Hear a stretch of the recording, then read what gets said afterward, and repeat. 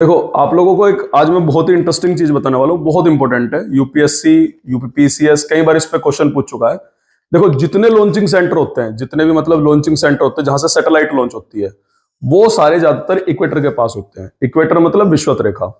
Equator के पास होने का कारण क्या है, पहले ये जान लो थोड़ा सा।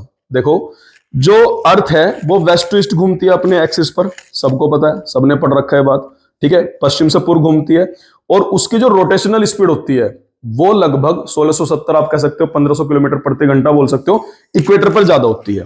पोल्स पे जितना आप जाओगे तो उतना स्पीड उसकी घटती चली जाएगी।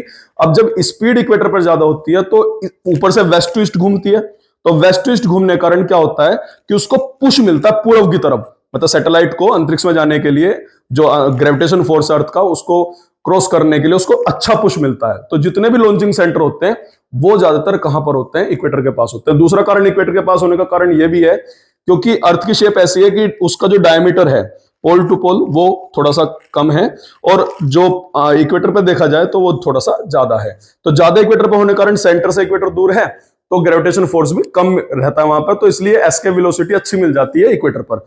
मैं बस इतना कहना चाह रहा हूं कि जितने भी लॉन्चिंग सेंटर है, जितने भी सैटेलाइट लॉन्चिंग सेंटर है, बड़ी बड़ी जो स्पेस एजेंसीज है, नासा हो गया, इंडिया की इसरो हो गई, वो सारे इक्वेटर पर बनाती है।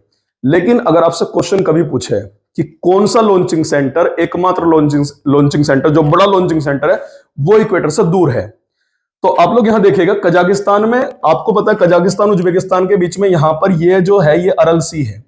मैं आपको समझा ही रहा हूं, अरल सी दोनों देशों के बीच में, और यहां पर दो नदी गिरती हैं, एक तो सीर दरिया पढ़ी आप लोगों ने, और एक ये अमू दरिया, ठीक है।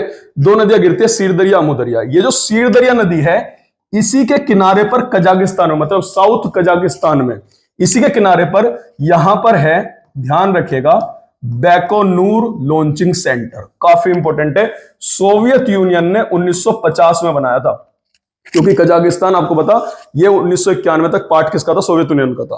तो सोवियत यूनियन ने 1950 में एक लॉन्चिंग सेंटर बनाया था, बैकानूर। बैकानूर काफी इंपॉर्टेंट लॉन्चिंग सेंटर है, और जो कजाकिस्तान में है ये आपको ध्यान रखना है। और बैकानूर जो लॉन्चिंग सेंटर है ये एकमात्र लॉन्चिंग सेंटर है जो इक्वेटर से दूर है, ठीक है। और ये वही लॉन्चिंग सेंटर है जहां पर जो एक लॉन्चिंग पैड है उसको हम गागरिन बोलते हैं, काफी इंपॉर्टेंट है। ज्यादातर लॉन्चिंग सेंटर इक्वेटर के पास है लेकिन एकमात्र इक्वेटर से दूर है।